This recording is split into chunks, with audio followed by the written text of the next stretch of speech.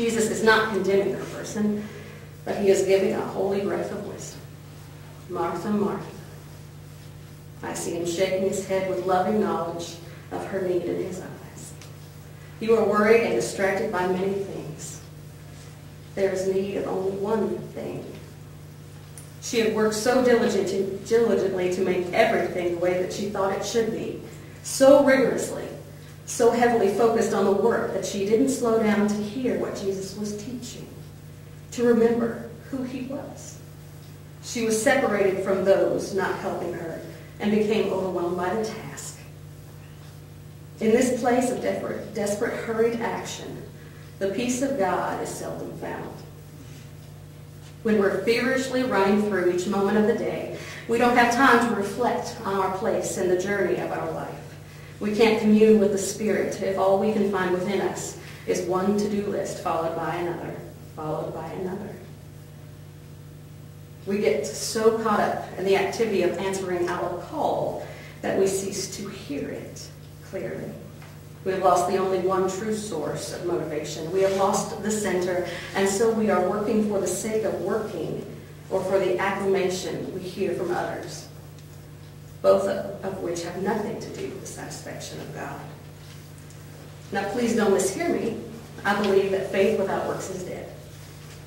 I believe that our love and honor of God should invoke active, passionate response. However, we need to keep in careful balance the amount of attention we give to the care of others and the care of ourselves.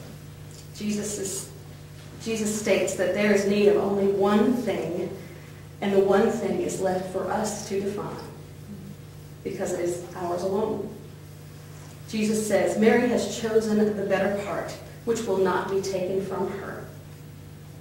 On this occasion, Mary chose to sit and absorb the words of Christ that were being offered. She chose to sit alongside the disciples, where some thought she didn't belong, and take in all that the Son of God had to offer to his followers, the ones he would leave behind, to continue his work. Mary didn't choose to sit there because she didn't respect Jesus. She didn't choose to leave Martha to do all of the work because she didn't care for her. She simply chose to allow herself to be in awe of this man, this divine man. She sought what she needed, what her faith needed, a moment to let herself exist in the middle of adoration for her divine teacher. She does this because she loves him. It wasn't that Mary lacked in devotion when others thought she should be working to honor Jesus. She was consumed by devotion. In the story of these two women, we see a contrast still present among many believers today. The workers, Martha, they are tired. She is a righteous, devout woman. Many of us are, and we toil, trying to meet the needs. That is what we know to do.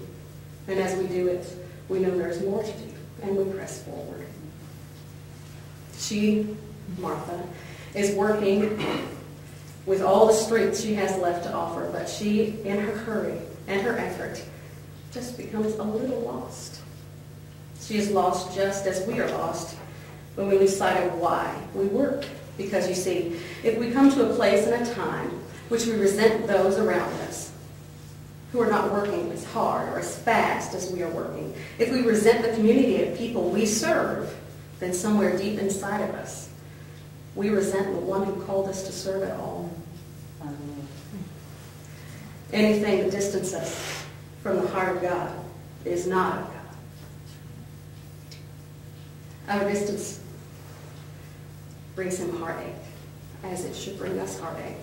But when we move so fast we can't feel, that's muffled too.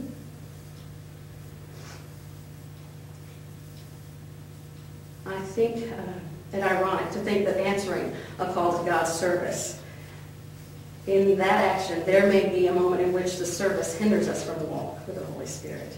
And God does not intend for us to be blind slaves that work and work until we have nothing left to offer. God does not expect that we should sacrifice the time to receive peace and tranquility and strength that is granted through prayer and rest and meditation.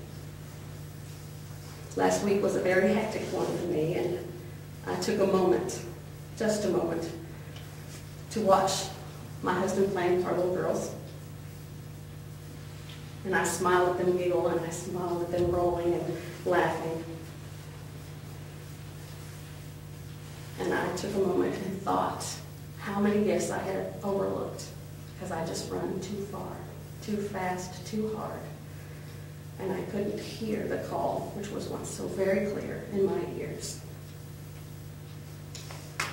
In the midst of our shuffle, when we can't hear past the to-do lists and the cries of need from those whom we minister to, in those moments, we need to take just a second. Take a couple. Breathe in the breath of life as though it were the breath of life breathed into humanity at the very beginning of time. The Holy Spirit. Close your eyes and focus in on the face of God. On your knees, even when the world is calling, find yourself at the feet of Jesus and seek what is the better part. For that will not be taken from you.